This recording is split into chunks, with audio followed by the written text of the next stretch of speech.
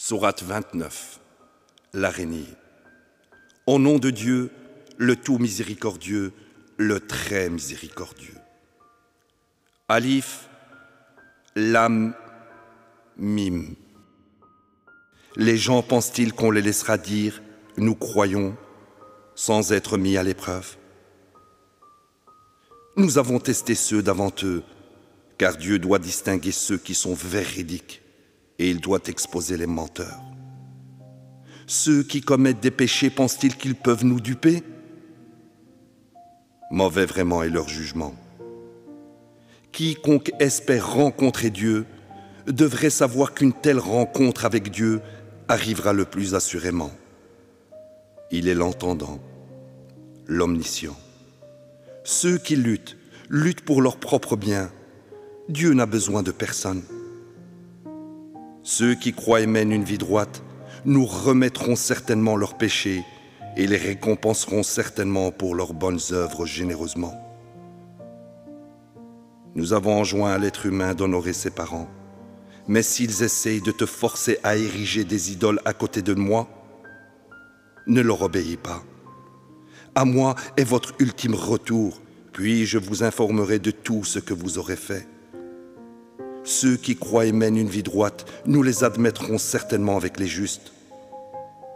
Parmi les gens, il y a ceux qui disent « nous croyons en Dieu », mais dès qu'ils souffrent la moindre épreuve difficile à cause de Dieu, ils assimilent la persécution des gens au châtiment de Dieu. Mais si des bénédictions de ton Seigneur vous parviennent, ils disent « nous étions avec vous ». Dieu n'est-il pas pleinement conscient des pensées les plus profondes des gens? Dieu distinguera très certainement ceux qui croient et il exposera très certainement les hypocrites. Ceux qui ont mécru ont dit à ceux qui ont cru, « Si vous suivez notre chemin, nous serons responsables de vos péchés. » Faux. Ils ne peuvent porter aucun de leurs péchés, ce sont des menteurs. En fait, ils porteront leurs propres péchés, en plus de charges de péché d'autres gens pour lesquels ils étaient responsables. Très certainement, ils seront questionnés au jour de la résurrection au sujet de leurs fausses allégations. Nous avons envoyé Noé à son peuple. Il resta avec eux 1000 ans, moins 50. Par la suite, ils encoururent l'inondation à cause de leurs transgressions. Nous l'avons sauvé, lui et ceux qui l'accompagnaient dans l'arche, et nous en avons fait une leçon pour tous les gens. Abraham dit à son peuple, « Vous adorerez Dieu et le révérerez. Ceci est meilleur pour vous si seulement vous saviez.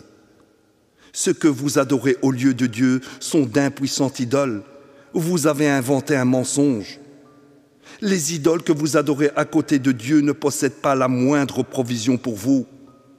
Donc, vous ne chercherez de provision qu'auprès de Dieu. Vous l'adorerez lui seul et serez reconnaissant envers lui. À lui est votre ultime retour. Si vous ne croyez pas, des générations avant vous n'ont également pas cru. La seule fonction du messager est de délivrer le message. N'ont-ils pas vu comment Dieu suscite la création puis la répète? Ceci est facile à faire pour Dieu. Dis, parcourez la terre et découvrez l'origine de la vie, car Dieu suscitera ainsi la création dans l'au-delà. Dieu est omnipotent. Il condamne au châtiment qui il veut et couvre de sa miséricorde qui il veut. En fin de compte, à lui vous serez ramenés. Aucun de vous ne peut échapper à ses faits sur terre ou dans le ciel, et vous n'avez personne à côté de Dieu comme Seigneur et Maître. Ceux qui mécroient aux révélations de Dieu et en la rencontre avec lui ont désespéré de ma miséricorde. Ils ont encouru un châtiment douloureux. La seule réponse de son peuple fut de dire « Tuez-le ou brûlez-le ». Mais Dieu le sauva du feu. Ceci devrait donner des leçons aux gens qui croient. Il dit « Vous adorez à côté de Dieu d'impuissantes idoles, à cause de la pression sociale, juste pour préserver quelques amitiés entre vous dans cette vie d'ici-bas.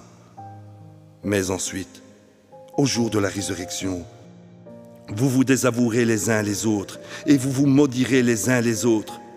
Votre destinée est l'enfer, où vous ne pourrez pas vous aider les uns les autres. Lot crut avec lui et dit, « J'émigre vers mon Seigneur. Il est le Tout-Puissant, le plus sage.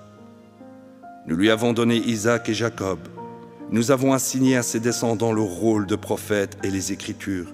Nous l'avons comblé de sa récompense due dans cette vie, et dans l'au-delà, il sera sûrement avec les justes. » Lot dit à son peuple, « Vous commettez une telle abomination. Personne dans le monde ne l'a jamais faite avant vous. Vous pratiquez le sexe avec les hommes, vous commettez le vol de grands chemins, et vous permettez toutes sortes de vices dans votre société. » La seule réponse de son peuple fut de dire, « Apporte-nous le châtiment de Dieu, si tu es véridique. » Il dit, « Mon Seigneur, accorde-moi la victoire sur ces gens pernicieux. » Quand nos messagers allèrent chez Abraham avec la bonne nouvelle de la naissance d'Isaac, ils dirent également, « Nous sommes en route pour anéantir le peuple de cette ville, car ces gens ont été pernicieux. » Il dit, « Mais Lot vit là. » Ils dirent, « Nous sommes pleinement au courant de tous ceux qui y vivent. Nous le sauverons évidemment, lui et sa famille, excepté sa femme. Elle est condamnée à un sort funeste. » Quand nos messagers arrivèrent chez Lot, ils furent maltraités, et il fut embarrassé par leur présence. Mais ils dirent, « N'aie aucune crainte, et ne t'inquiète pas. Nous te sauverons ainsi que ta famille, excepté ta femme. Elle est condamnée à un sort funeste. Nous déverserons sur les gens de cette ville un désastre venant du ciel comme conséquence de leur perversité. Nous avons laissé debout certaines de leurs ruines pour servir de leçon profonde pour les gens qui comprennent. Au Madian, nous avons envoyé leur frère Chouaïb. Il dit, « Ô mon peuple, vous adorerez Dieu et rechercherez le jour dernier et ne parcourez pas la terre en semant la corruption. » Ils ne le crurent pas. Et en conséquence, le tremblement de terre les a anéantis. Ils furent laissés morts dans leur maison au matin. De façon similaire, les Had et les Tamoud furent anéantis. Ceci vous est rendu manifeste à travers leurs ruines. Le diable avait enjolivé leurs œuvres à leurs yeux et les avait détournés du chemin, bien qu'ils aient des yeux. De même, Qarun, Pharaon et Aman. Moïse alla à eux avec des signes clairs, mais ils continuèrent à perpétrer la tyrannie sur terre. En conséquence, ils ne pouvaient échapper au châtiment. Tous ces mécréants furent condamnés à un sort funeste comme conséquence de leurs péchés. Pour certains d'entre eux, nous les avons anéantis par de violents vents. Certains furent anéantis par le tremblement. Pour certains, nous avons fait que la terre les engloutisse, et pour certains, nous les avons noyés. Dieu n'est pas celui qui leur a fait du tort, ce sont eux qui ont fait du tort à leurs propres âmes. L'allégorie de ceux qui acceptent d'autres maîtres à côté de Dieu est celle de l'araignée et de sa maison. La plus fragile de toutes les maisons est la maison de l'araignée, si seulement ils savaient. Dieu sait très bien que quoi qu'ils adorent à côté de lui n'est vraiment rien. Il est le Tout-Puissant, le plus sage. Nous citons ces exemples pour les gens, et personne ne les apprécie si ce n'est les savants. Dieu a créé les cieux et la terre en toute vérité. Ceci procure une preuve suffisante aux croyants.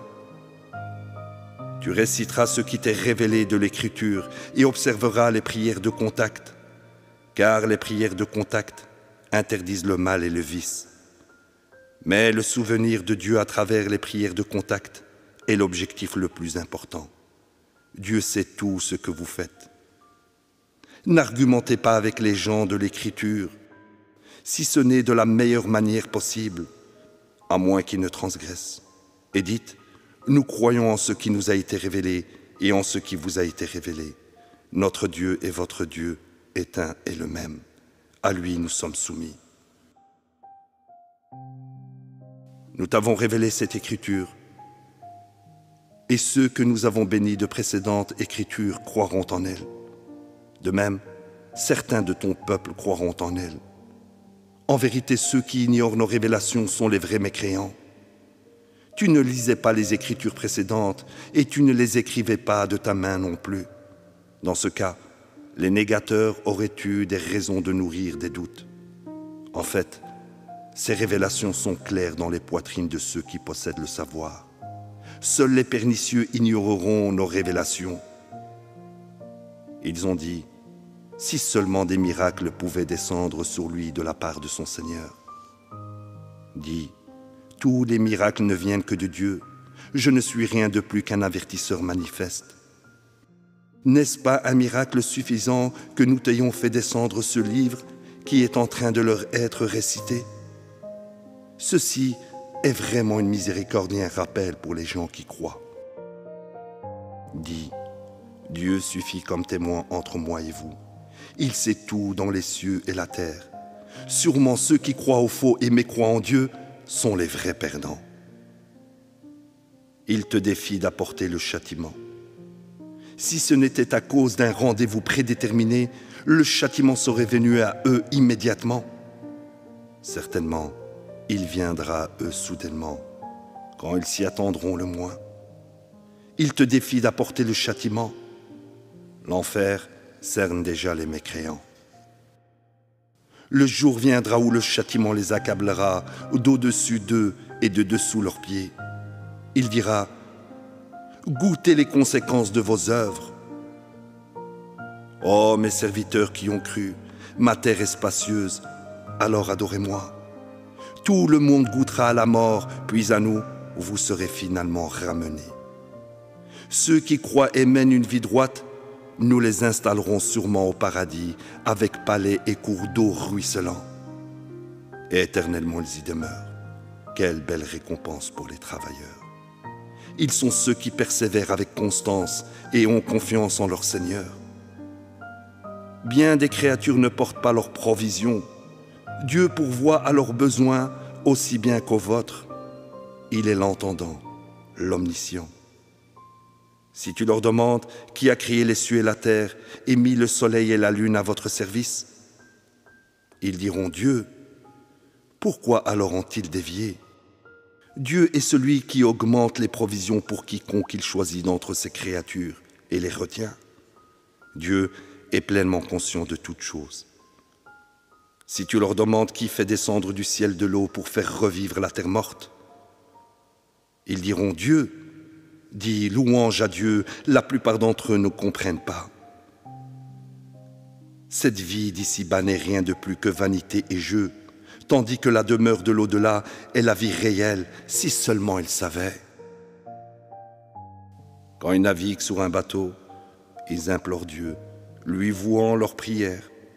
Mais aussitôt qu'il les sauve sur le rivage, ils retournent à l'idolâtrie. Qu'ils mécroient en ce que nous leur avons donné et qu'ils jouissent temporairement, ils sauront sûrement. N'ont-ils pas vu que nous avons établi un sanctuaire sacré, que nous avons rendu sûr, tandis que tout autour d'eux, les gens sont en constant danger? Croiront-ils encore au faux et rejetteront-ils les bénédictions de Dieu? Qui est plus mauvais que celui qui fabrique des mensonges et les attribue à Dieu, ou rejette la vérité lorsqu'elle vient à lui? L'enfer n'est-il pas un châtiment juste pour les mécréants? Quant à ceux qui luttent dans notre cause, nous les guiderons sûrement dans nos chemins. Le plus assurément, Dieu est avec les pieux. Allahu Akbar. Allah, Ar-Rahman, Ar-Rahim.